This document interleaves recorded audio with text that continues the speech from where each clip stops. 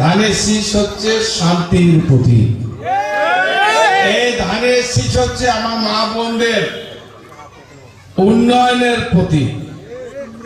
এই ধানের শীষ আমার এদেশের মা বোনদের ভাগ্যের পরিবর্তনের প্রতীক হচ্ছে ধানের শীষ। এদেশের কৃষক সাধারণ মানুষের ভাগ্যের প্রতীকের নাম হচ্ছে ধানের শীষ।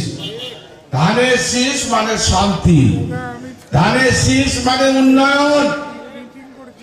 এই ধানের শীষকে এদেশের মানুষ বহুদিন ভোট দিতে পারেন নাই। এই ধানের শীষ, এই ধানের শীষ মানুষের ভাগ্যের পরিবর্তন করবে।